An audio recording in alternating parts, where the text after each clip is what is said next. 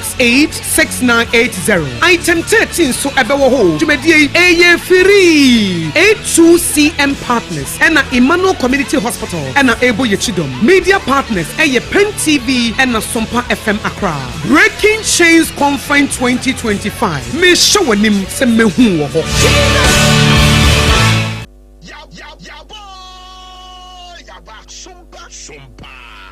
Afedia Sompa no trendy. Sompa is trending and trending and trending. Trendy pa. It did no qua pa. And you declare say Sompa is no more a new station. And yet new cry because we must see and what na bebe a baby that we go baby cry. Yeah. Hey. I said, Haja baby that we go.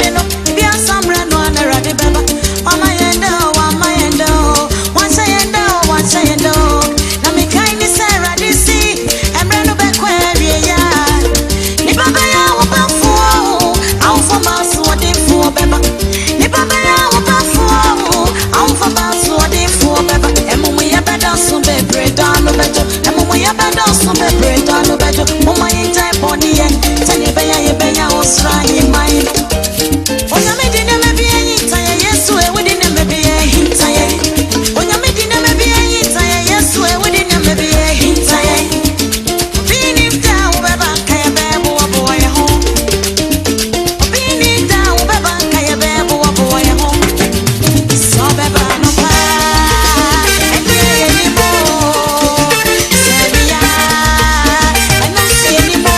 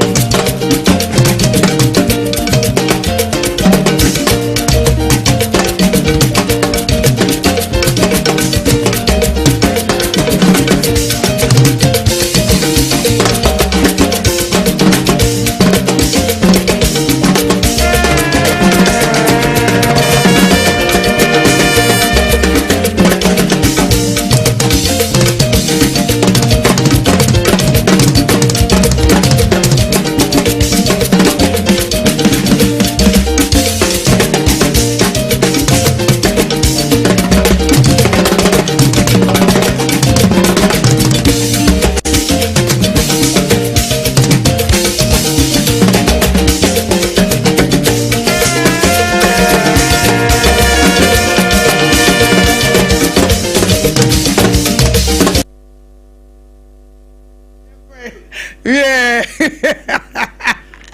Ghana. I've also the Chadia crowd. Apam ya saba. No correct. Koya ya ba. Nyame de na watch for floor. Oh. E 2 o'clock babo who is that? Do you mean the okro the babo team? Send them penny forecast open here obre. Mo aha. It is an Apam nyame de yakwasa. Who say zone to? June July. Me de weda na me po minim say the man adwo minim say me de me pe wa na wo de on pe. They are one day me.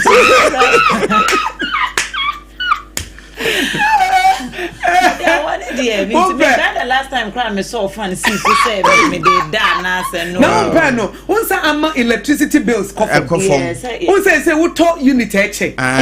Because un so fan. And na once so air conditioner. Eti me hu ni say Adwoa because me talk prepaid no good so as we dey at because yen so air conditioner will be here and yen so fan so will be here. Weather na. Weather na. Eti me the weather we dey me pe. As mo yes singles no na say mo she dam pe as because I want them. But Apam be say Apam dey. Ba dey say I won't na Russia. Eti for you makwa baba Ghana today. A brand so say and some of Ghana ho no. Ye dey buy ye be sure weekend dey free fiada memenda kwasiada besi nedwa dan some of Ghana ho nyina no ye dey atumanim eno ne ye friend Ghana today. Bra ye Facebook page makacha msa sompa no ye doso ye obi wo mantam bebre mu ye wo sompa kumase ye wo sompa koforidua ye wo sompa takorade ye wo sompa nkranza sompa adoma na bosompa 106.5 FM Accra.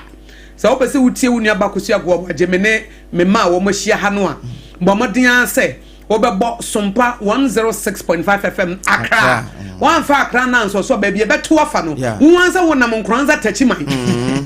wonam nkranza ne tachiman Sompa nkranza eno so wonim kwan no so abeyira wonim kwan no so abeyira ye ti wo Sompa 106.5 FM Accra na wodofo bi di ne birthday na ade afa ntesa wontie se tachiman fo na eka wo anankranza fo na eka na Apam we hye ayi ante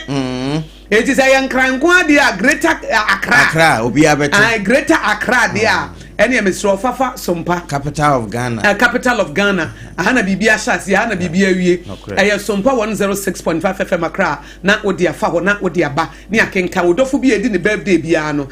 oba ye Facebook page live ho aye ho na YouTube nso eye Sompa FM live na eno nso so no wodem kama na ye ne munyina akọ nakra na eti Apam nyumako bi ada romanti na eboa eti memma ye fene say anopa de yenim de ye no anopa mema Adwoa de amaye de ye no anopa na fe wonso so no oye wi a bibi wo ho ayeye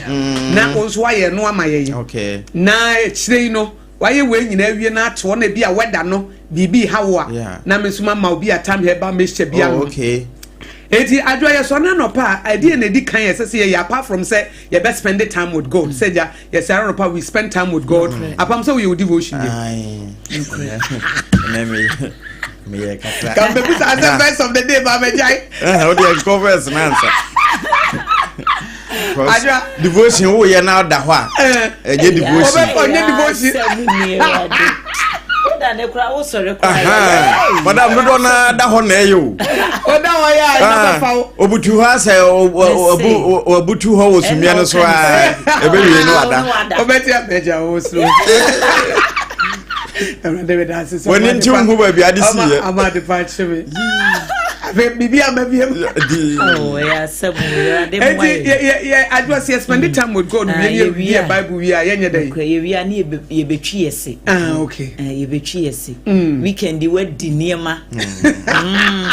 mo we pop ni bayira ya chi emu enuane akese eyi afodo engagement ase ebi kura tv package edi bi ko fie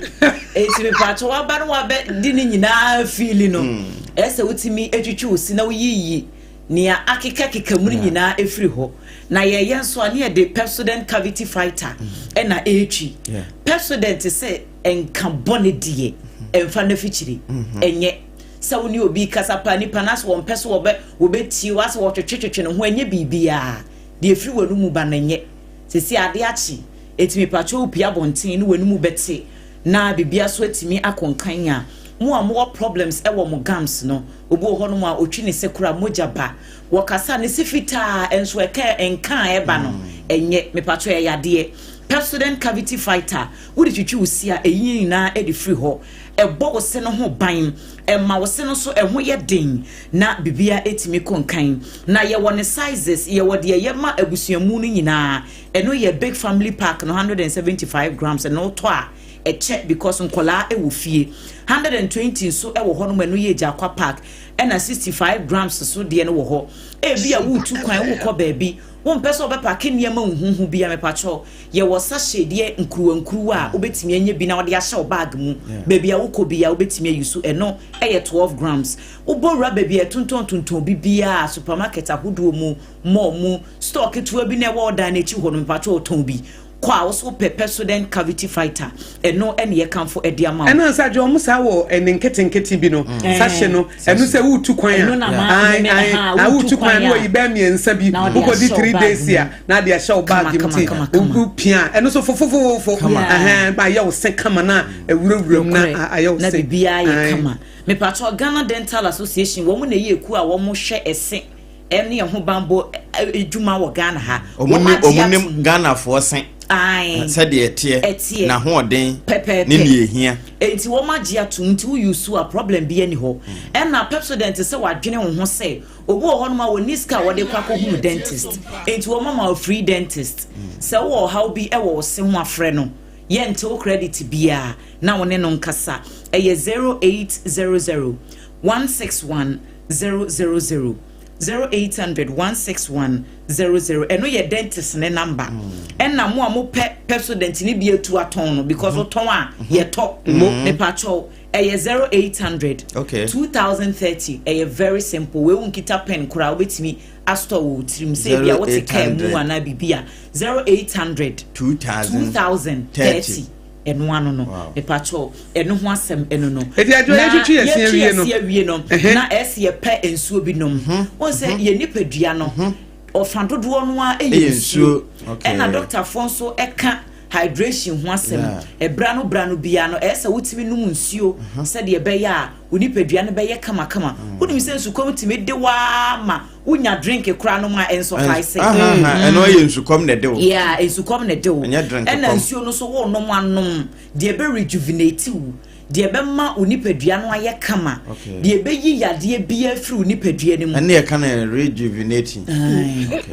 ne be revitalize wo what you say refreshing de ebe hohoro mu na asanso ayo fo onipadua ne ho ban ye ne kama na fe wonu nsuo no mo na wo dwonso na nyarewa bia hu hia ne ade ne nyina esi eye kasa mineral water kasa natural mineral water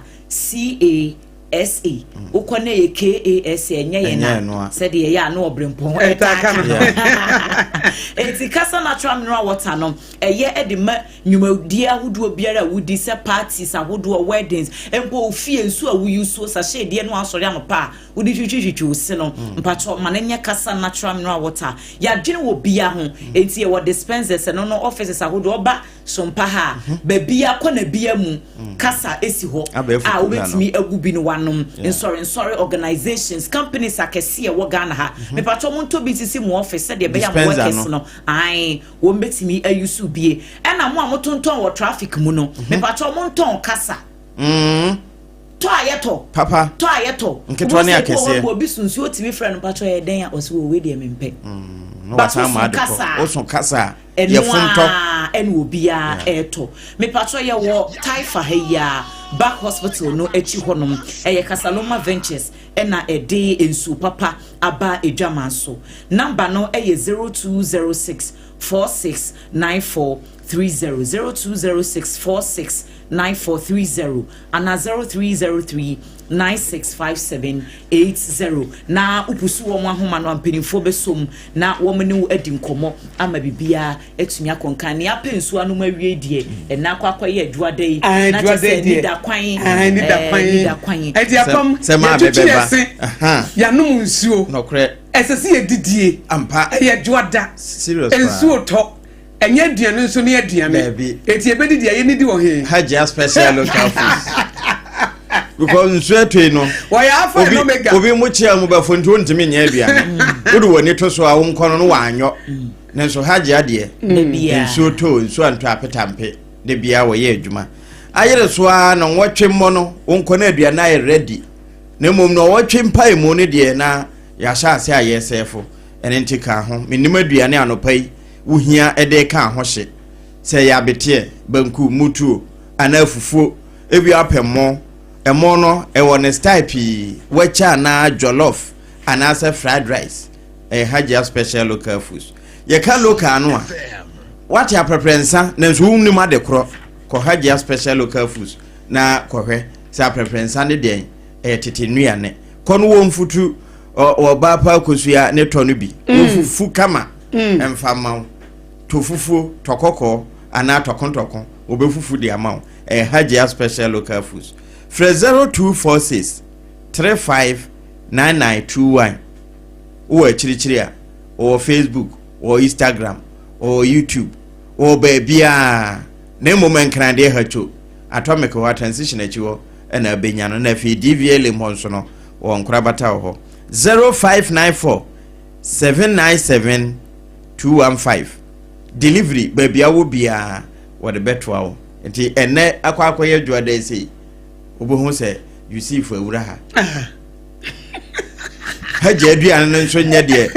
o de smart delivery obeba na nkwan ahwe agudu bia ya hyehyɛ ne kama ne packaging ko ntina me se ma delivery guy ne nya busy no na won fa konkonteni abenkwan no mrew won fa mutuo ne nkatenkwan no mrew won fa jollof no mrew won fa fried rice no won fa pizza no mrew won fa ampesie no mrew won fa waache no mrew won fa fried rice no ana jollof no won fa nyina mrew won fa dokono no ana sa banku ne tilapia na se won fa no mrew ana sa ni okro soup no won fa ana sa won fa fufuo ene abunabunu ne wurere nkwan no won fa mremu bia fa delivery guy no number ne tudwana no pay ebi mu hyedam obi mu nkwa adwuma na mo number no mo frɛ Hajia no 0594 okay 797 215 okay 0594 797 215 ene bi anopai woda ne se de asia no de malaria bi no wanya time herba mixture dro no ene ye kamfo de amount mo a sese na obi wa se woda ne ye sei pe ntuntum kakra bi ka no ana fa ba bia na ne malaria ba se de o ka no eti nom time herba mixture no pay se wonu moto na se aduane nya woda time herba mixture ena wo honam so tutu a time herba mixture wodofo mame musa wo se wo sori ye se wo honam ye wo ya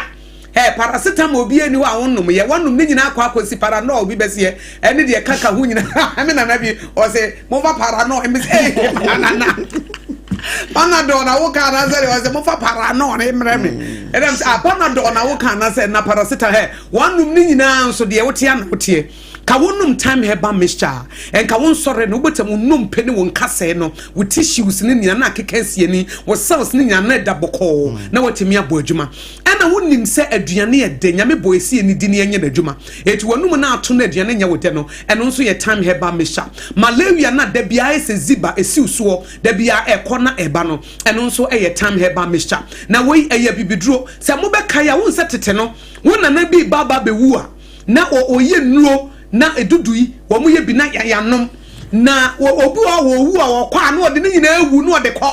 wo kwa na ode eyi ne hahan no a yekekasi ani no a wonom no wo wu na ode ne nyina akọ asamado Dr. Tafri Jade ansa na na bekọ no friend de tenase wo se me batenase wonum sa adrowi wo sa hahan 1 hahan 2 hahan 3 no we na me kasi ani we na ya menom no a ma nyare da no so o na wo se je na me nko a me mpese mewu na me de sa na ma ingredient nyina akọ etije na element kekani nyina si ani na fa ye nuro na fa bronkrofo ene wo kekasi no ye ne time herba mixture eti Dr. Tafri Jade na wono adi kanum bi ema wo de ne ho ene wo se ene me nko amenti na so obi ene ho nya de pa wo de hye ne ho aye so obi a wo fa Yesu Kristo se okra ne waje nkwa ade papa se wuntimi fa nhye wo be ka ma obi ate eti wo de time herba mixture ne baaye ene wa spread ya na sesei obi anom a yare no kura watu ase sesei ye nyare mponza na yanu esi center table no so etu sori anopa wudidi ya aguna wonom Hajia wudidi Hajia wi anu anom time herba aguna time time herbal mixture eno nua no mo say yetu malaria say immune system no eje na nanso a wo bo adwuma nti ye nyina ye nhya no nso say wo pedodo atu ba bia to nro bia time herbal mixture do no betimi afra 0244 417669 0244 417669 0244 417669 na with them time herbal mixture edro papa ye dia ma obia time herbal mixture nti woni excuse say wo nkwa adwuma time herbal mixture nti wontimi kasa wo honam ye wo ya eti wo kuna na say wo yere ba ho a na wo de no excuse time herbal mixture nti wontimi kasa na say wontimi nedi yare ye fe na norazia na bi menye time herbal mixture wontimi kasa malaria no aba say sa wo ha wo nyina akọ enam time herbal mixture nti eti abedafo ebranso say Ghana today trending stories eda ho na trending story de minim say obi anim dia atia fa ba bia yankasa obi be say the legendary wankasa legend kura the legendary obi say the legendary the legend Daddy Lumba someone temenka na me ko makramo Daddy Lumba cry ya che o cry dada batapam kra no cry no someone temenka biemu a ma hu me biemu a menimu dinkra oni edinkra apam eno ne story a trendy wo baby anya Ghana hanko abrofo wo musum me hu video bi abroni bi suma mama tesa akwada adanya o se Daddy Lumba wu etinya oman nko na ahwere ade eye asem kese pa na bana pa ma menya we sum kan we on se Daddy Lumba omuso onya 60 years na se ye wo no ebesi sabre ne bre no so se wodi na dwuma eto ho na wokọ ono so ba be ye ne de a wokọ enti ye nyina ye nim de asie se wo hwe de aba no a na se wo no 1965 ye wo Daddy Lumba 1965 enti 1965 dash 2025 enti nipa bi a dash ne da wontemu 1965 dash 2025 dash no ba sa dash ne da ho no between 1965 and 2025 no dash no kire de wo de wabrabo ye okay dash no it won obi an from this to this sunrise to sunset it from 1965 dash 2025 wo wie menyin ni say Daddy Lumba no wonim say 2025 no obewie menyin ni say no wonim say 2025 na say esi afi ni mo no na wonim say afi e na me ba be say goodbye to me fans ne babusuafo ne me manyina menyin ni say no wonim na I was reflecting anya me de niam bi ehintaye no na apa medwendwene Daddy Lumba ho no aye nyina ye boni din ye nyina ye bona baso eyampa wabaye na famu die adwumo de ma ye wa ma ye gospel wa ma ye secular music na o ye all round musician ne modern bo wodwumtuo mu ana akono awarefo de kyekere wo mo wure enkuranhye enu achi wo mu nso mu tie ya me nkwa na nyina mesum Jesus ema o mo be Yesu wo bo gospel wo bo secular wo bo afutuo wo bo abrabom afutuo ni akwankyere ni nkuranhye ni nyina no apam kwantinti bia kopie kotia sese wawie sabre ye nyina ye gusu a ye mo ne Daddy Lumba no aka woni ne nyame nko a aka woni ne nyame nko a sese yede ye beka wo ya de wo bo modern wo ye successful ye bu ya konta wie but sese afei na ne bofo no okubu na konta ne bofo no ne be kire se wo ye successful na se wo anya successful ne bofo ne be kire se wo benya baby papa tena na se wonya baby papa ntra sese aka wo no ene ne bofo etini ese ka wo bofo wo mna ntibrem ansa na dabone no aba ewiase be kamfo ewiase be toto ewiase be bo abaso ewiase be kai na die na wo bofo no so ne be kai wo bofo no betimi akase you good and faithful servant ada you did exactly what I created you to do eno na bofo no be kan na eti na ye fa Daddy Lumba die nyina ye money obi be se the legend it is say the legendary no ye money no our icon kese no reflect on your own life because they said Daddy Lumba wako when na ebra wo wie no ma na wa tu when na welcome no when na welcome no ebra wo call the other world One ya who are nasa obuwa. Was say it is appointed for a man to die once, but after death, judgment. Sana Bible they come. Sa woji Bible new. Sa wonyi Bible new. Eye nyame asem. It is appointed for a man to die once, and after that judgment. It is except for tani passe. Ube compare. O kube upre compare. Wo yengum prenu. Uwu awu. Nemo no se we are judgment. Dia wo bo wo no. Obekwa ko bua konta de akere no. Obemu bua konta. Se de na wo de wabra boye ye. Ye de ye be kai wo ye de ye be hoahoa. Enye de nipa hu ye nko ana ye. E de na nyame hu ye.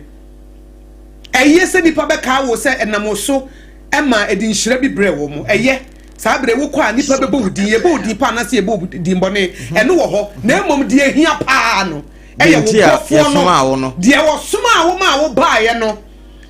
Say in time be ye bibi ma no. Eni ansam na wo kwa ka kire no. Eni ankontabu na wo kwa kobu no. Na onim say 60 years na okwa na da bi no onim. Afia na dada kedi. Ono so ne breson ye a ono so ko ye. Ena dadi lumba ono so eko. Afi nipa bebre ena ato. Akwatia MP okọ pa. Nipa bebre ena agya ye ho a wo mokọ. Na wo mu kọ no wan na ebeje wo mu tata na nkontabu be ye no mu babebu enti unim se Ecclesiastes ka bibi se baby a wo kọ a esese wo reflect no place of mourning enye place of jubilation asema wo kan se baby a wo kọ esese wo emma eto baby esese ni pa bia wo kọ baby a ye mourning enye baby a ye celebrate se ma wo hu awie ye ema wo so hu awie ye enti ebra ye reflect on that lumba no reflect on your own life wo so awie ye na be say e de ne ye be kan de ato achi apam that lumba ka no use say obi beba be use ai efie no si ye no obi foforo beba ba be dem ni sika na ewo na account no obi foforo beba be di obi di na ade na ehye no obi foforo beba ba be hye ebi wo kro mbetutu agu ka no de wa mere bi e baba be chi efie no de wa mere bi e baba be dem sika no de wa mre bi baba bedi ba se de aka no eye won ne bofuo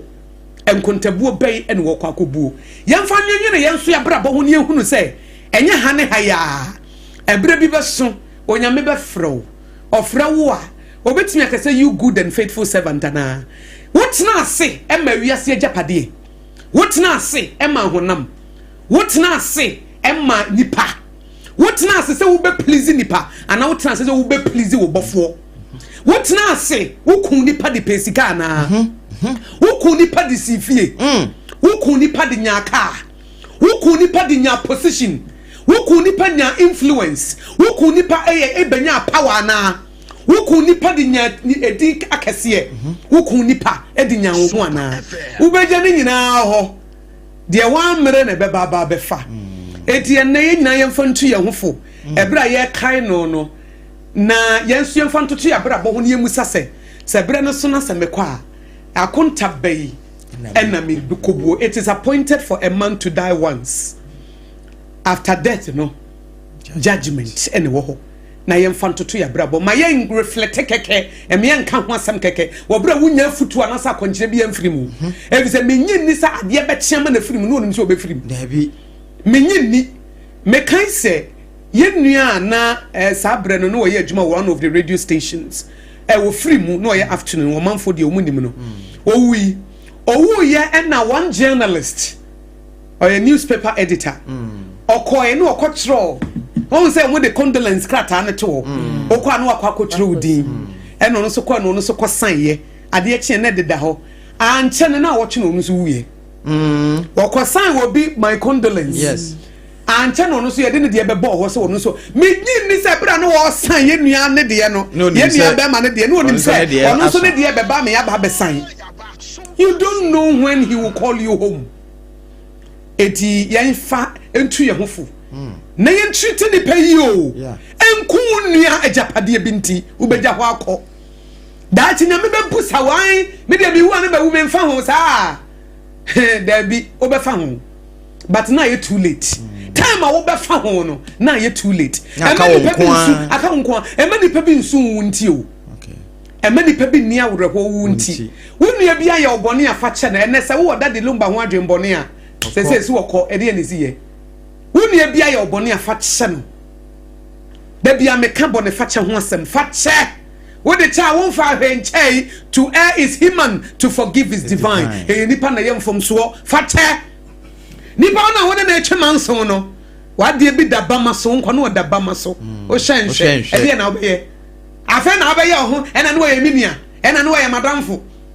tintin na wo chi ni twan no na da ho no on na da ho no wo kunu na wo ne nkasa no wo yere na wo ne nkasa no ma de bi da ba maso on na da ho no fa che na wo kura wo boni bebrebe nya me de achew yenyusu yenua dade lumba busua mabusua yakọ ye ma ne yere ene ne ma yakọ ye ma ne fans nyina yakọ na ye nyina ye ma ye nyina ye ho yakọ na ye mfa na brabo entoto ho na ye mfa entufo nti adwa to aso na de wo ma ye no trending stories bi aka woni papers ne ye mfa ne nyina amra asem no na trend but enye den alive ye no beko ewi e so oni nyame nko no ye ja wo ho na wo nko na wo ku asem obi bi mo se ma you do beko me no wo ko ba ye netru baby ye do se bu no ye sha se de na tegu se so oni nyame nko obi great bi ko tina amnanum me ma mo fa ni se so ye de ye go say e to nkrama wo medical ko amichiasu mesu enye easy but wo die apam enkokwa no matter how I see I no ma say upia wonti akasa nkofo ne ka see ewuo no aye no ma etu obi wu a say enye won bie bato boa oboa ento wamba ento wada ento wada ben wo pa free mu a wona obe mu say weekend me wo fia me na me ko hu me classmate bi status a wa post a branch bi a ne no o children service or your family me nua prekopon say krom ho de small town etu obi aye obi anua enti me hu ye apam me ye mu shime na me num kokko anapa akọ eyie wo me de ho baabi enti me kita kokko no ana me hu post no na me se enye no kore e ho na me jaa kokko ne tu baabi na me frɛ me sister because me sister ne de one a boy no ta me frɛ ya wanfa na me hyase se me frɛ me maame ti me frɛ maame sa maame de bibi asi a ya na obon maame ne se na boy na 3 days ago me frɛ Saturday na se wo be Thursday ti me frɛ maame na me se ma na den na me titi o se e dance na me se a yesi ande ewu o se o wadwoa eye no kuro apam me say na me ko me freedom me kotire na ma ba atase account oh eye me won de kire say abrate me hu no kura nche yo me ba enkran na nsem mu oh very young boy about 25 years okọ ye ne no na share ase children service me see asori de bia boy yi wo ho na me bisa ma me say den accident na ye no there bi minim yesese wo ho no mo na o hyase se wo yare rough na nafu afedi aboyi na nafu ahyase se ehye na ne night tie 25-year-old boy ye call o mo say doctor for say e kidney but ensem bi so wa chire bebre ha ye kwan ho enti no wo ho no mo a wo ne de e wo ho mo wo me se ado wo enkokwa mpo a enkokwa wonti na da bia mte se wote so obi e menka se awrabi wo ka se de awrabi ba mo brasam so o se wote se obi ekunawu ena nipa na su a se wo su abekuru no na ukuru ba ko awu na no wasu sa be 6 months ya ante no no kuru wuye 10 years di wonti no recover omo wu wo eye main knife disaster no na ni kunu wo sa filling station wo no na ni kunu ye adwuma wo June 3 June 3 me the main knife na kwa kwhye June 3 na ni kunu no eka ho bi me say 10 years aba da na omo ye den betena ha 10 years aba still won't be recover o say free was me say de me nka biem say na wo kunu awuo na share nipa wo ben wo ne da mpa ba akoso afiri mu a o ma mi bia wo pena sem o papa bia me papa free mu adwoa meti 2 years achi meti me sore na me yem ahye me na me nsu mi kruzi de ntina wuzu mi sem papa mi su ma os na me mini hanam so dem wo akra papa about the abeko tiesu me wo akra me posa na me wo akra papa come papa wo krokro me eti bro free mu no wono na to 70 years nyina na ka obi gate mame na mabetena se wo ye me say the princess no obi gate mame me kokuma se wo be hye me kokuma se airport na ne ka bi Toyota ketewa bi duru anu abeje me bam se ndadi na bag no emu odu se da bi obankuta bag obankuta bag no so bag nim no no ade akoto ka nim no abebie go se jam twen me no abebie gate no o se tena se mi so me nkola abremu nyina wodidi e na meda so me no no de mama yie that time no na wo taxi driver ne car me na no mba mbetena front I got betena front the front no me ma dia boso okay and e tire no ne de ye adwuma omra na me te front omra na front ayema mi sanso no me ma me awarija ye ba ye ode me ma me de me command ti me me papa na tem papa na tinti me bema e na tete me okay eti me nim se de mema ho mfa so ti sitie eti me nim mema ho agro because bema na tete me no correct on na tire me fa we anka twade fa wo motom fa dware ono na tire me sa na ema ni nyina fi so udru teenage wa sent bi ni ade ni nyina ono a enti ebra wo free mu no 2 years na me morning we eti ewu de eti say that lumba ye de ye beka o apam ye beka me be kakrakra na ewura fi ba ne yere ne ma na busuan fo mo be no ena mo depend on him o didi na o so didie o ye o destiny helpers yes o mo na ebesum mo ye de ye na make o ma ne be mo ne a na ebe wo ye fa wento wada secretary no wada eti enu asem to aso na 720 ne de akadaba na daily statesman anopei na wode Owura Alexander Fenyomakina ono eyedom kuma no ba no deni ni mfonyini ene da ne space ne de se tie nie na wo mu echim se na nsem ntem nkoma hodo bi a ebepiepie omei emrase bedwam a majority leader Rama Hama Yarega ede esusue bi koto ho dwendwen niema bi hu se ECOWAS parliament penyina na osi wo manemu ana se wo mu ana omukọ representation no ewo Ghana parliament ewo ECOWAS ho no na Owura Alexander Fenyomakina kura ne die animu na ebeto dwa se wo mu beye nsakire kakra ewo mu enti wo mayi opanyin no asi nkyɛn ama wo mu kofa mpenimfo ahodo bi foforo nso ebeka ho a na Owura Mahama Yarega echim se ECOWAS ho no mokra no wo mu se women representation wo mani gye ho mo enti ebeya Patricia PJ honorable wono ena wo mu enko na cheso ba be replace Owura Fenyomakina nsakire foforo bi aba ya nkrata no se de ofara no sa pepepe na meka no wo mu se mpenimfo ahodo bi e wo NDC amanyuko no mu dom dodo no afa ya Mahama Yarega di animu wo mo hyeda eye plot se wo mu beyi Alexander Fenyomakina e de afiri ho wo mo se ene sa plot no nyina no abodom dodo no etiri so sanse new laws and na se protocols a ewo ECOWAS no emu no e kire se wo bi ba na wo ye kandini e wo sa representation kwan no eso a emfihia enan e na nipa ne wo se esese wodi ne dwuma na emfihia nan no emawie ya obi antimi mfa amanyose mahwehwe ni wa bi enhye nani na wonkoye bibi fufuro bi ankotu na mo bi se wo mo ho dada no e de afiri ho enti se de nneoma si fa kono de wanhwe a na Owura Fenyomakina wo besan akwakoto na dwumadie so e wo ECOWAS parliament wo se de na wo ye no e ho nsem krata yi e de aba wo kratafa etoso mieno na asie ya no wo de aba se mrase bedwani a wo gina mu e de mo manfo wo nse wo mado agiri abato mpeso so ono kro ya eneye minority chief whip Owura Frank Anodompre mrebi etwemu wo hye taxi driver fo bi bo e wo ne mpeso aso ho se wo behwe no wapre ape license e de amom no mo so wo matimi enya ho e de adidwuma na obi sori anopa wafa ne bag se wo kwa adwuma wenye bibi edi enti ene wodi sa ne bohye no eso adroba fo beye ahenan 400 wa mu obi a driving license free se wo monko peka bi ntwie se de be ya wo so nsa ebetinya kɔ wo ano ehu asem ewo ahanum sei na asepa ko a trendy na wotwe ya ebe nyina na wotwe wie ya bepumene eye boko ensensem no na yesi renewed classes no a ekoso ho no ama bambo ho nsem so Akwa ye bibie wo boko. Adwoa mu awreho. Boko secondary school de ne die. Boko secondary school de ne die awreho sa kwala wo school mu. Na yabusa hwan ne we. Ye wo pie. Wanya hoho. Chese. Ni akobo tu ni yakun. Hey. Areho. Imagine fear beba akwala ni mu. Akwala no.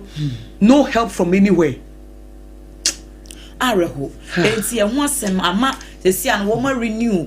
curfew no kura wo ho. Ye se bambofo a ya so no. Say 2 PM no be a shebe. O so this sesi ai. O so this. Obeda. Say ye kana mu ntie dia say we ne ye be ye no ne ye be. Ye kana mu ntie dia. Enti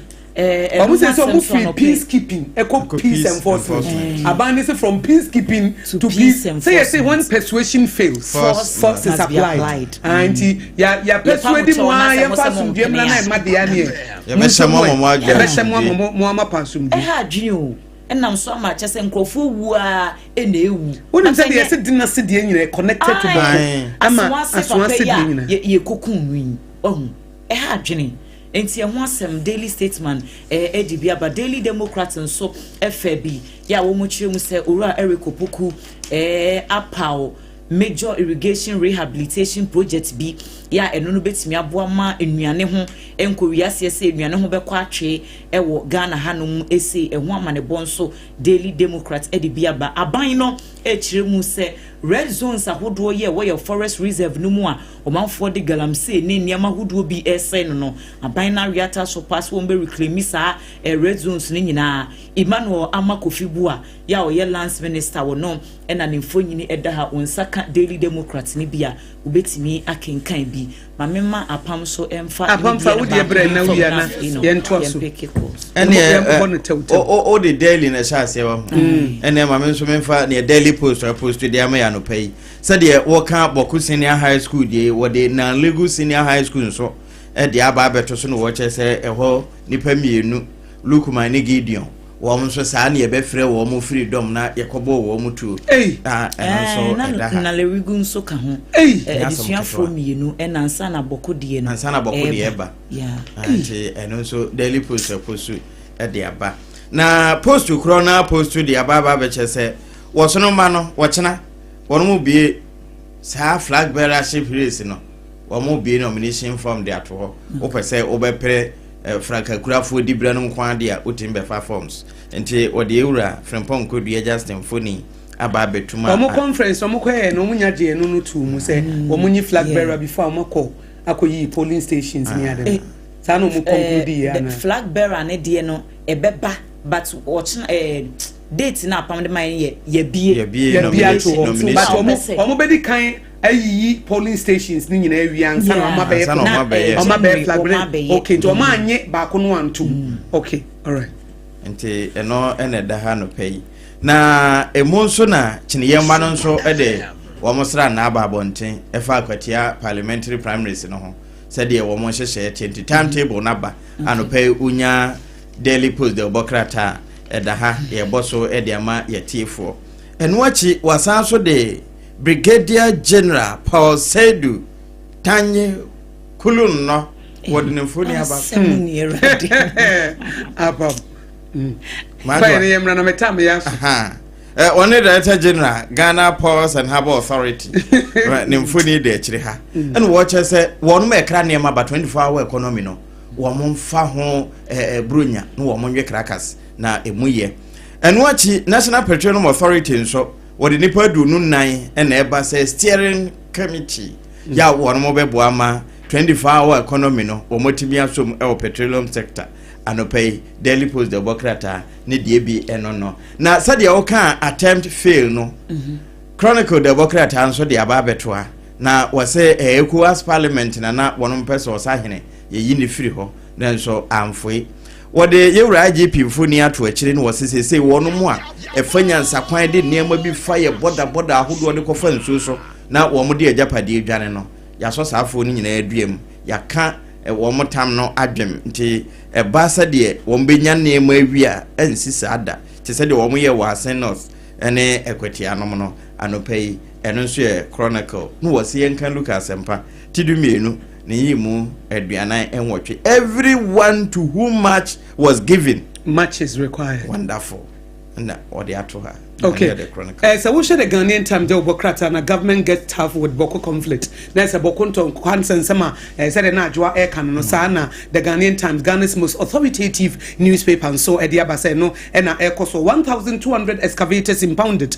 which say excavators no idea Jumano and penny for lands minister Segalam say fighting a year corner and yes be Omatia da Omania Brepa Womo Eye Wojuma and as I wish a daily graphic that across the Ghana Mons that the Lumba. It was mining in yes. Yenina ya chetuntum yenina kobre yenina ya chirese baby edru de anwa ye hye IGP rampim wasi edu awoda Ghana Police Service announce daily graphic wodi abase wato na moko asoase kwakwakohwe ewudie bi ekoso ene miamia no matimi ahye no mo de niam nyina SCCE army deploys forces in Boko, government evacuates students from Boko ena Narerigu EDC ya no ano hye ese Boko secondary school no kra ya tum if it says se hye mabambo ho nsem ejina Lieutenant General William Japan our chief of defense staff wo de nemfo nyina ba beto a wo cheche mu se ensem ni anamotu o motu se asrafo no ye se police fo mo de monten na mema mamontiti bi ni fo no mra no mo mafa mra no enye adwuma wo mo ena wo mu die him edia de ncheche e wo Boko ne nempotem ne se wo hye daily graphic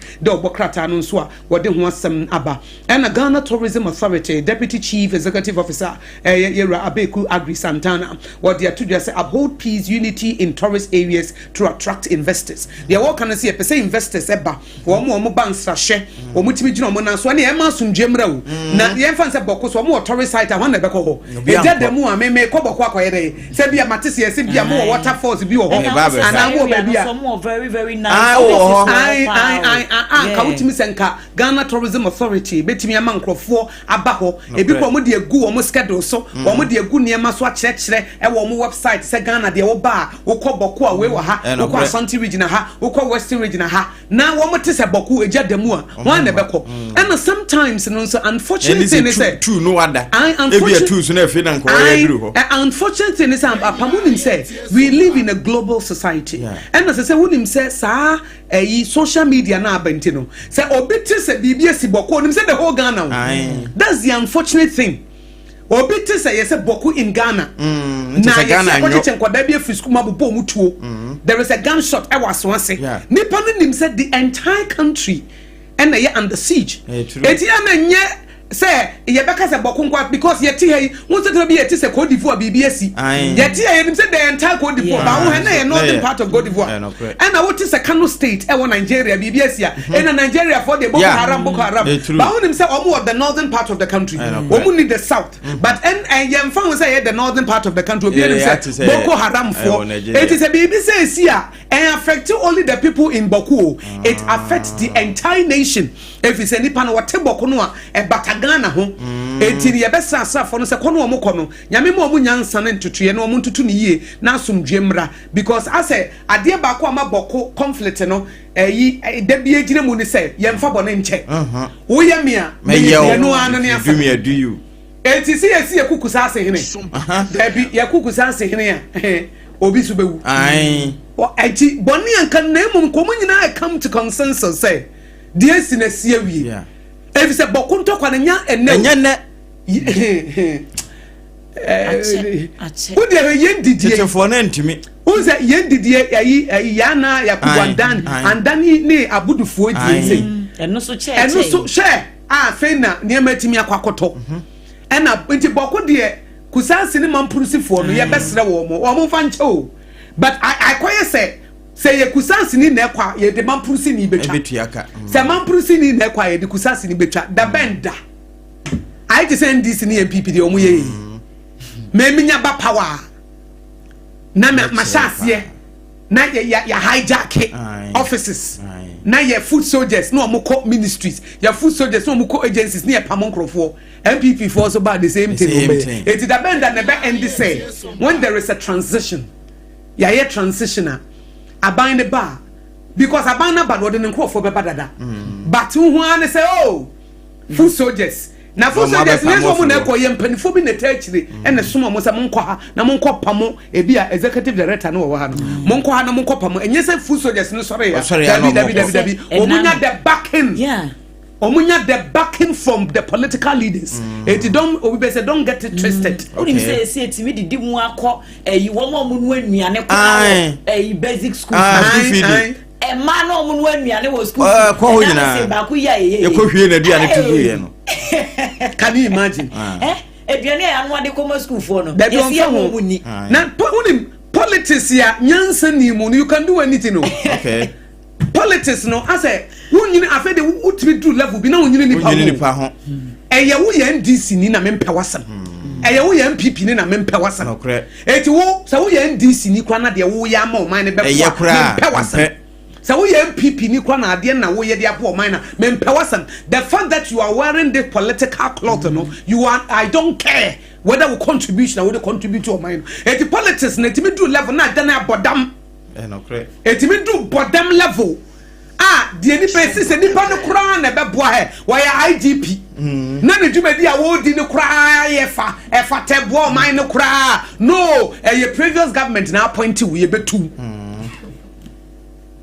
no by na eti politics na this ni MP before no one level no o duru no akodu level bia it's not about the nation no debi omo die ne ye are you wearing my political colors period. So we wear other political party no colors name so we a patriotic citizen would you know man who now do man no kra no so long as you are not wearing my political cloak get out of the way na me kofa de onye or incompetent they are bon so long as we share this attack then they were bon kra man mfa no no me say wo man no me mfa ho I'm satisfied we enye petty enye trivia enye immaturity so or say Ecclesiastes Bible can so say woe unto a nation. No men can maya. Woman penny for young quada. War unto a nation. Eti both parties NDC and MPP no mo ba woman dem quada be leadership. And quada be omo mature. Eti war unto Ghana. Ebra leaders here mo appoint to omo ye petty and trivia. Wo leader ababa watch me friend baby. Aye, friend baby. Apam me tie from na. Apam 0260 now when my opponent me say me tete me say NDC ni MPP emre bi one era both NDC MPP nyina akwa bi omo man ministerial position the agenda was to target one person obi am the ministerial position no the agenda nyina he send the power just we too petty we mu nyana dey in leadership and 0260 196064 and 0260196065 0260196064 and 0260196065 0260196064 and 0260196065 and see me see Ghana that the lumba any politics ya dwen kire de obokrata ne aba no obetimi de wadwen kire aba hello me ba che friend say this Akosua Jenny Monio yo ejani mo ye mo akwa aba me ka san ro pan ko beria yo me ba cho yen kwai wa bo adwuma ye das ma bo bon sem bibire so yo anoko no sa tan dem sero me chia onabo brand acamp ne kwa ko fan forms na incoming national chairman did kankam bodi onzo kofa na obia chairman nyame onzo befa na haji asafia onzo kofa yo dia meka nyane se no ma de ndie em se ne yade no kura ache wabre nti obia kan se de ekomo age ne wo men nyame fa ne krenchi na bokunsem edie be pa na wo mo pa yamfa ma wo mo anti kurum ampanimfo ahenfo ene adie nyina bo ma no atum o mu hwe o ma yiro ne nipa na to sano legu nipa na ukuno no bewu ana no mo yesa na yaji bad name liwa o dia je de Nigeria kwati moko hala mo se biende ebi makrum hawo na yen yanka se yeso nanka obi ka se yeso yiwonini ya se de yentimi yakofa wonu se ko boka chira kan ho dia Bemena meda say 0260 196064 and 0260 196065. Hello.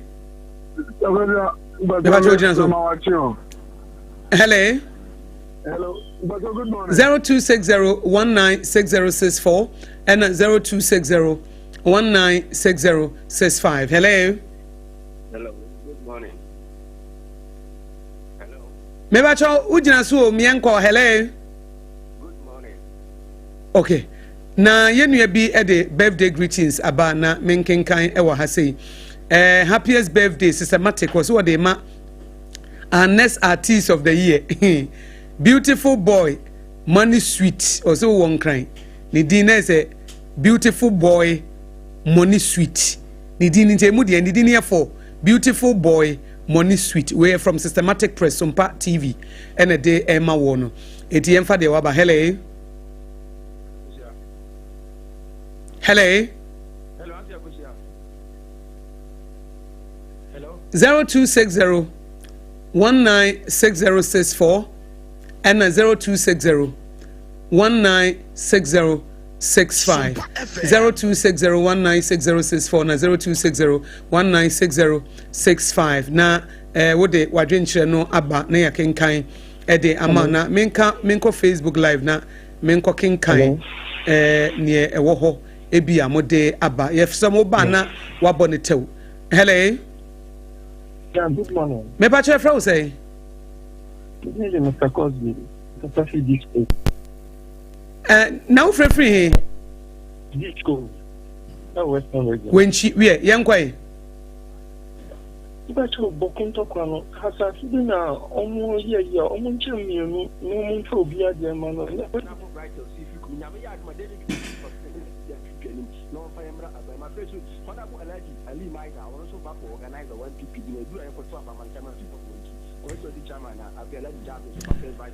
Hello. Ayo. Mon fanche na menkenkan mo messages no a mode abanu ebi. Na nakua mo aboaten Ablekoma Central said de bia odi echi no. Ono nso so de ne de aba a wo kire na dwene de afa ensem ahodo a eho ebe gina kama 0260196064 na the line mo fanche and 0260196065. Hello. Good morning. Good morning. Me pa che fra say. Your friend me Otu taxi driver. Yo, Otu yentie wa ye ko. Ini aba yema Daddy Lumba abuti afọ na asede ene magana for ini na yesi ho sede. Daddy Lumba abu ni pa bebe. Isa tete na fa ni o kwa na Daddy Lumba eche mabe. Oche mi so kwa. Wow. That time was saying that the dia no so e kai no ne papa ya o yema no. Na me pa ne kai. Ini aba mo konto kai. Ache by your politicians, we don't want to too much. And look at what the news. Yes, your politicians. I think it's Jabba. Only your own film. MPP in a opposition. The MPP was obey up from Columbia and your papa. Now, the MPP in a person MPP opposition. The MPP bay up from Columbia and your papa. I'm not for a 6 and every people. About more school and your community to play. And for so then on my eye. And your politicians in your form, the woman told your policy. Almost the air with Sicabia. When you are, they are one over the Tomusica. But someone told me was it. Now, and some years serious, and then not more mining to know. Almost more to just answer them. No one knows you, not what to Jim Rao. That's all. Mate medanse Facebook live also Nana Kwesi George was say good morning Auntie Akosua me show my live from Wenchi constituency and was say bokone na regu asemi ni ewudie ya rekwosam the special greetings my honorable bright Esifi Kumi or your incoming MPP national first vice chairman. Good morning me ba che friend say yo ampa be free Kumasi yo ampa be Kumasi yankwai Medawasina Makachre Lumba Bushia Daddy Lumba Bushia Ghana Manina say young shedding. Na Nyankopon fa ne credit na ma Akosua on se alatafo tetene susa na se alatafo mo bi mo wi ni panam ni pa ku bi wi ni panam wo alata ni ete ho asem ai ne ete ho asem me ka me nko a di entafo ne ya osoro ye fo mu nyempu na mko ma alatafo ni nya forest ai ma kwata sam no mudi no ai bra so se ka no credit kire wo no adai o ma no adai ye ntumu fa mo omo ana na se me se ha na me de me baba school ho ma tie mi ye fa o na se me ba ana me ne bi baba school wo boko setek ho na wo so akoyida bonitura na o pese o kire se e bia me santini e na me ne e bia kuzasi ni na awoba e bia me santini minimum prisini na awoba na wo se me ba na ba school ho na unim say or some tribal inclination or kuzasi ni ba na we man prisini ba ti wo ko yina bonitura o se se de ye mfu na mo kan ba ho de wonu mo ya na bra so ye kan kwete ho enka nipa munyi ye mu de enka ense se yesuso so Ghana nipa munyi mu de yesuso so na de omo yere de ye afa de wo Mate medase yemfansi ha remember na so adansi AFE dabala or say rest well daddy lumba ena nana akua mo abo table come center say good morning Akosua Nshira special greetings medema adwenkese Jombodu national chairman hope for the new patriotic party ena chairman divine otu agohem greater Accra regional chairman the national first vice chairman of MPP nana akua mo abo ten no ohene nana mensa jebi o say good morning greetings eda nyankopon ase o say rehosem na ato mai daddy lumba teacher Kujo Tepanyina susu o say MPP media communications o say I hope say NDC and JDM have learned their lessons. He said that anytime the NPP is in power, the Boko crisis escalates. So the NDC government will bring peace to Boko. Or see NDC for the politics in T. What can say Bibrewaha? Comensa Pillar 2, Domiko Benya constituency. Was my condolence to all Ghanaians and Odiabani teacher was the Blue Elephant family. Rest in peace, Daddy Lumba. Special greetings to Adwenkese Msa Odiabadada. And Yeniana na Kwesi George. So good morning, Akosua Nshira. May share my life from Winchi Odiano Msa Makenkai. And Yenia ba Komza George the Wafa baby onena nekua moaboaten Rahim Rankin was he in fact world is just living place for not mza wo patches asasi you be transfer near Sako allo jet was say hi Auntie Akosua am officer opare me show my life from Duayan Kwanta Watano North municipality enunti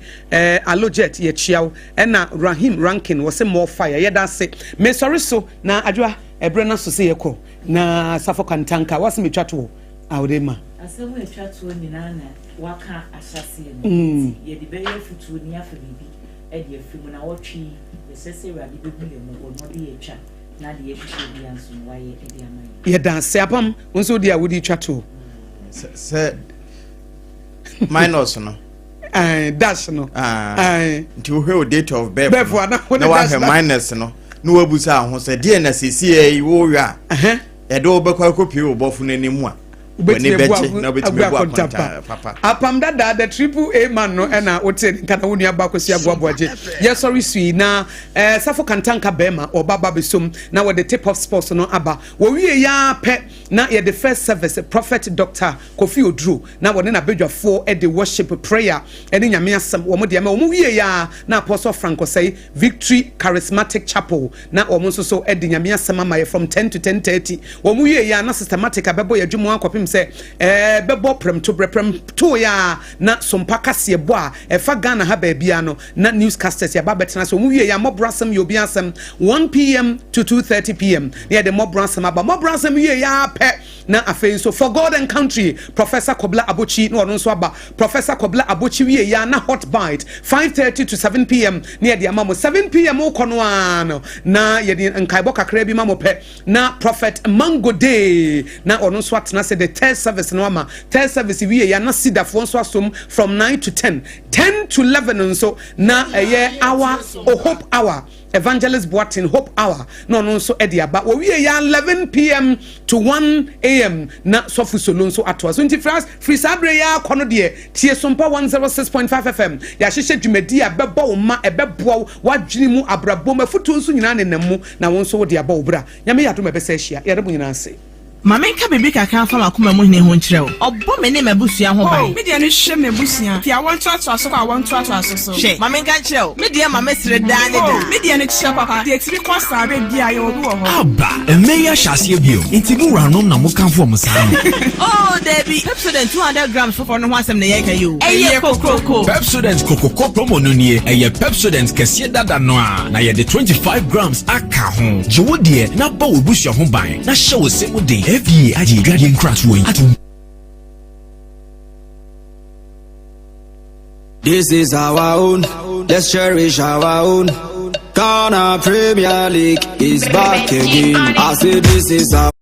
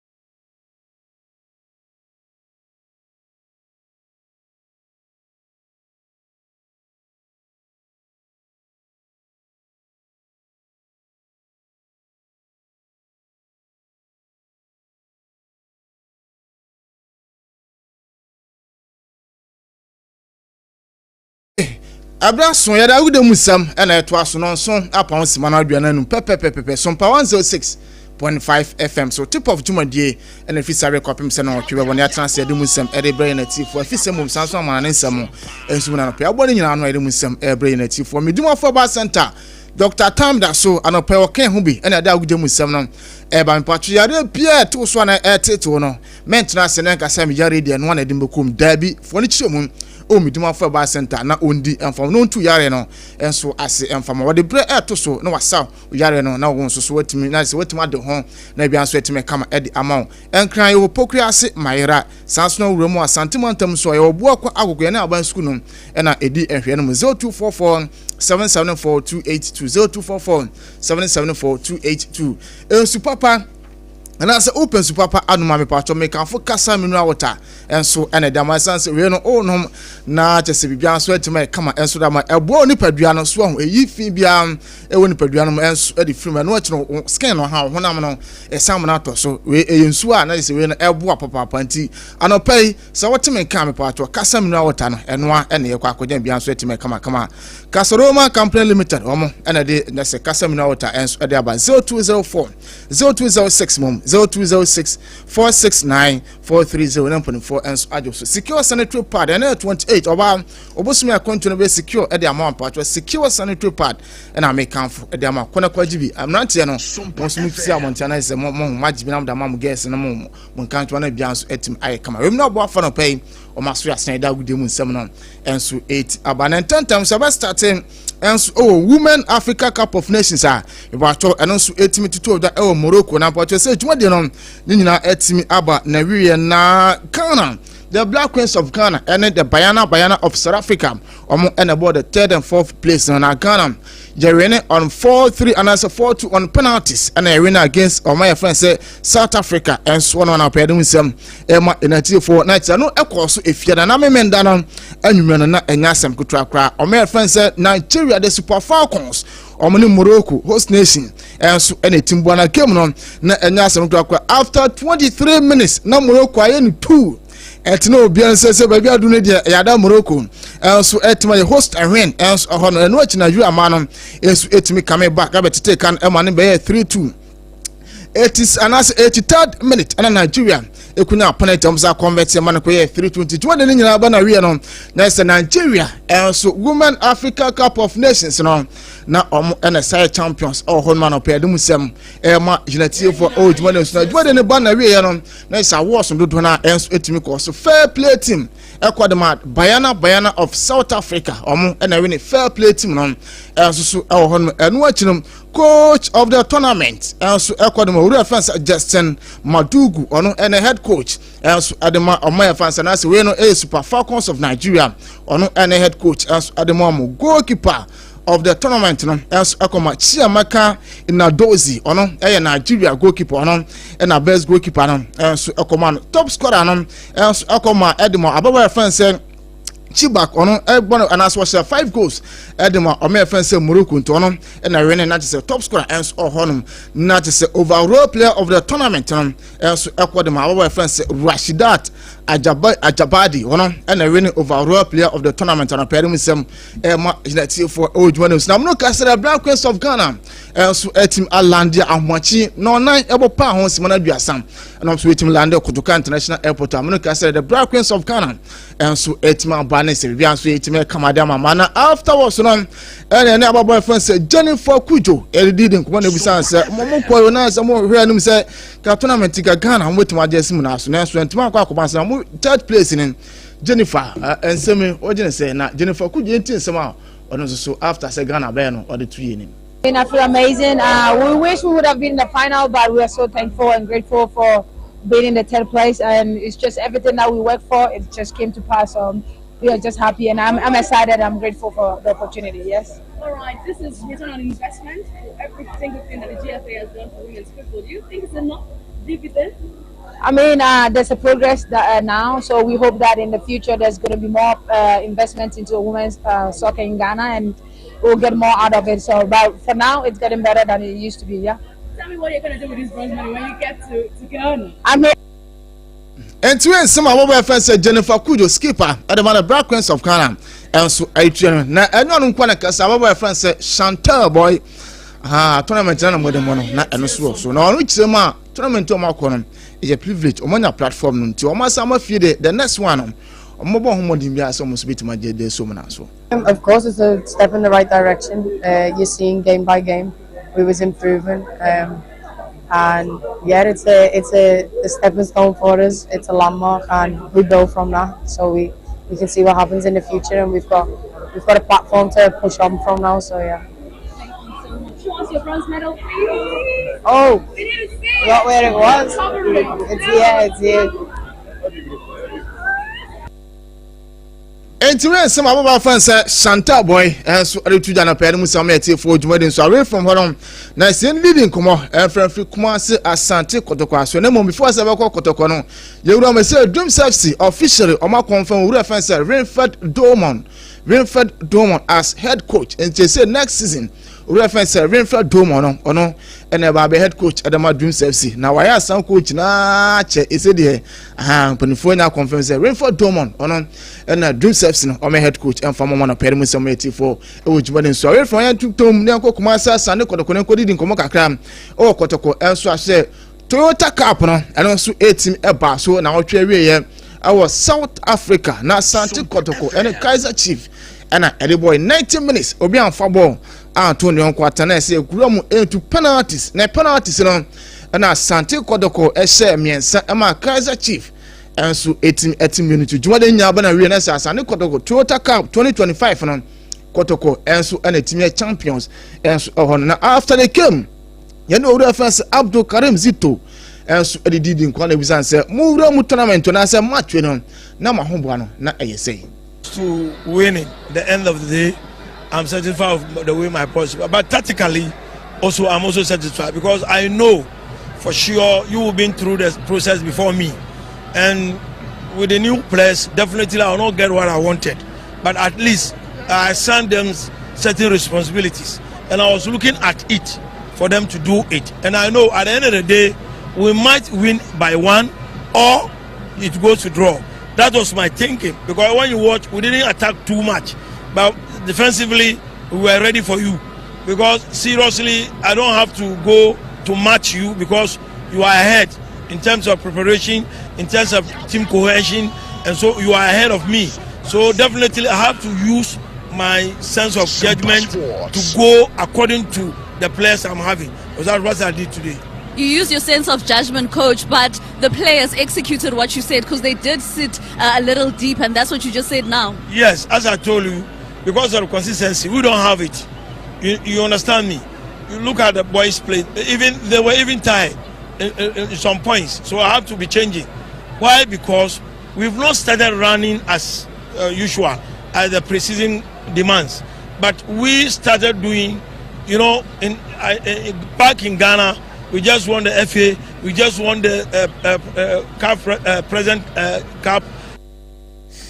And to us, our reference Abdul Karim Zito Sariki, and so a Tudana Pelemusam, a Mayanati for old Juan so now, or someone players on, and so Abasona Ochima is any players on, and so at in the system. I say, no more come to be a man, especially as a cup is or on command only players in Eddie, no players in so at I say. Biggest take home is one. My boss have now tasted what African competition will be. When you look at the supporters, the atmosphere, the shouting, the this and that, you see, they've been through. So anytime we go to any African countries, you just ask yourself the definition of experience, what you've done before. When you are coming to do it, they will say, "Oh, experience." What I say. So now they have the experience of the way the crowd is, the way the ball is. Seriously, these people play like an European team. But to some reference Abdul Karim Zito, and so Tujana Manuka said the Emra and a Kumase Asante Kodokotimunum, and so 8 every PM of my Ghana, now among Adwoa Asare and as watching on the Monon Bichum, and so Kumase, now Umbano, almost what my cocoa to a pre-season, and so 8 Macosun to and some free Kotokon, so Van Pedemism, and made for the house of 4 goalkeeper, reference Benjamin Asare. I say clubs now hold one and so Ethiopian Coffee FC, almost one need to tell. Somewhere Mr. Boy no so bitima ba no we snack and so e dey amamuti we mu and so na say nasen wo to akwa nti aso folk mu goalkeeper no and say office no do na and so 8 me e dey aban sem no dey do so na mum secure sanitary pad and power can hu bi and da gude mu sem e ba oba obosumi akontrol be secure da man pacho me kan fu secure sanitary pad and dey aban ye open su papa anoma me pacho e ye kasa mineral water na ojibi na no na so wetima bobo na bia so etime kama no ho no so no odibia masase na otwe mu programs how do e ko nyina e kasa mineral water na ye de serve e wase enti kojibi na bia so enti me kama kama duma fa ba center so ama na ni ama hwan na bi dia ma o ye na fabra no fabra nto so na wontu ase emfa amankran ye opoku ase mara sanso na santimantam ye wobu akwa agogo fa yare ne ko na doctor entu ase na bia so enti me kama kama we mu na obo afa no pa yes de bia o kan ho na ye dane ahu tiawa ha ya ase yenko yemfa mana ne nsam no and native from Sompa 106.5 FM. So now, some of them are that do na and also 8 me so. Now, my fan starting and check and Euros and answer when a club World Cup and also 18 Eba na real na final game no near between team of France Chelsea and Paris Saint-Germain and I say PSG and so and 18 bona game ni bona real and real France Luis Enrique. Na so on João Pedro nice and to kwama sa na nya asem kutu akone real France Luis Enrique. E ko pia boy France João Pedro and so adene for no and I say ya the FIFA and so team so say o investigation and so ho na no point tire teacher say o reference Luis Enrique no and pulling for and so team aman 1 year ban and I say when 18 jaja 18 months na say 1 year 6 months on anti afi and mo sumi nsam say opening no so twam nsam kura bank abo kura bo afikyira ohwe and on what man na honum say ohwe nti we nsam FIFA and so e da baba tuja no pedum nsam e man ati form o twam to reference Luis Enrique no pani for and so nya the tabo extra bona pedum nsam ati for na boy first Luis Diaz say the na say FC Bayern Munich and so officially almost 75 million euros as they are called team of friends Liverpool so here and if in ya copy say numeric copy na so na obeta official say boy friends Luis Diaz no on so timi kwa kwesina kan and so the man Bayern Munich and so Germany na pedum nsam e man for owejuma so na your Felix oye player the more Chelsea and loan the all ban say all say I official no same so at 50 million pounds at the Remo Chelsea so boy friends João Felix na omunja no na o mesina kan and former team friends na sense when they say paperwork and player no officially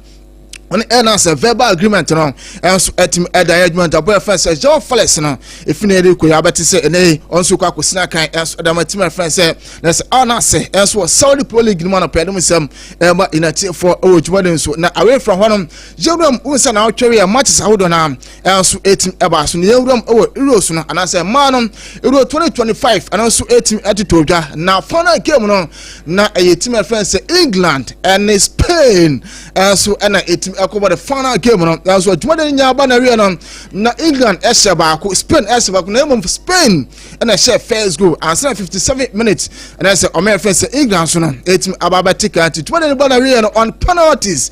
and England man else winning 3-1 on penalties else honum na say England man and Euros 2025 championship no England man so and etim akora na say omatima achi e so na so na pairing sem ema United for old one so na onim say weekend matches out on club friendlies no and also etim attitude else na yeyi yakasian so wo mu no etim elfa efim na the tense Tottenham SA2 ema we can be enso no etim SA2 enso no Liverpool SA2 ema AC Milan enso etim SA4 enso on Everton tifie wan shebi ema team friends Bournemouth enso no etim ko shane 3 enso on Man U SA2 Emma West Ham United nso no etim ba kwa no achi no nes enu na etim adwuma dan hodo na enso etim ekoko so Vese Kombe ehye ba kuma Barcelona enso share 3 enso on Arsenal share 3 Emma Newcastle United enso etim SMU enso na pedem sam etifo na enu Arsenal enu Newcastle game no na enya sam to akwa Abrante fans Anton Elanka one na opening game na say open score sheet no edema West Ham United na say Newcastle United na so on na enu Arsenal enso etim batete ka share 3 no fans Eddie Howe and a head coach at the match reference Newcastle United nebusan say we pre-season ahobwa na ekose na season start here same and Newcastle United supporters expecting for Newcastle team now Eddie Howe nsem. I think that's what these games are for to a degree. You have to make sure you're bedding your principles in for the season. You have to make sure that there's no surprises come the first day. We are ready to deliver what we need to deliver in any setting, home, away, any opponent. So yeah, I was very pleased actually with how the lads adapted to that. I thought we had 2 strong 11s and overall much better display. I thought we looked a lot sharper than we did against Celtic. Anyway, some of the fans say Eddie Howe, head coach, and my Newcastle United as a manager, and my Newcastle United as a tutor. Now, you feel me near Manchester United as well, and now all fans say Rupi Amorim. Now Amorim and he was say season last season, and I'm head on farm Manchester United say season. There was a Matthias Kuna also at me up by and what Brian Bomu else and young pioneer. Now two players in a Roman Mayu Timono. Now the season general money supporters now expecting from Rupi Amorim. Really pleased. It's really important to sign new players soon as possible. Sometimes it's not possible, but I'm really pleased because they proved already in Premier League. I think that is really important in the moment. Mateus, for example, can play in different positions, so you have more mobility to change the starting 11. So I'm really pleased.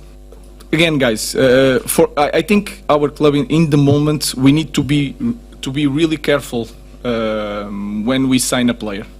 So if we have to start the season with this squad, I'm happy because all the players that are here want to be here, and that for me it's the most important thing. And Mateus and Brian, also Diego, but Diego is a different situation. Anyway, some reference Ruby Amorim manager at the Manchester United and Solituda. Now Matthias Kuna, now the coach Anusia, and I train one Sebra. Now coach Akase so what my John Mayu team no. Now Uber no what my first game. Now only team no pre-season Mugusu Amoye. Matthias Kuna. Diana Mayu supporters expecting from now about Mayu club on the feeling on at the saying.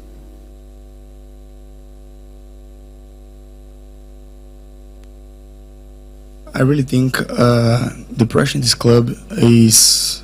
not a really pressure. It's between a privilege, because this is one of the biggest clubs in the world. And like I say, when Ruben come to me and then show all the project, then I have to put the club in the perfect times again. I feel like it's a challenge that I want to do for my career. And for me, always United is one of the clubs that need to be there. And to feel someone that can be part of the process is something that is, like I say, is a big privilege. So I don't think about to be perfect in the start, honestly. I think to be myself and help the team in whatever I need. But of course, in the first time then you start to feel I'm part of the group, we start to do. When your boyfriend said Matthias Kuna, then someone also know, and the two done paid them some ama unity for ODEHYIEBA and soon tell Brennington, young friends say, Yami Adamuch, and there come Bianon, Yadamusam Edinburgh chief for me. The more for Bass and Tanopo can be Sansa secure sanitary pad. Casamina water, we now buff for a pompaja, this summer battery sweat, I would them seminar. And so a triple A mine, a chapia, upon that and above voices in and so at the mame and Mineral RANSFORD at the Miko Facebook, your friend Suffolk and Tanka. Sorry, now first service and sweat to me at Warsaw. Mamenka baby ka kan fa makoma mo hine ho nkyerɛ o ɔbɔ me ne mabusua ho ban me dia no hwɛ me busua fi awon to aso so awon to aso so hwɛ mamenka kyerɛ o me dia mama sire da ne da me dia no kyerɛ papa de tiri kwa sa be bia ye obi wɔ hɔ aba emeya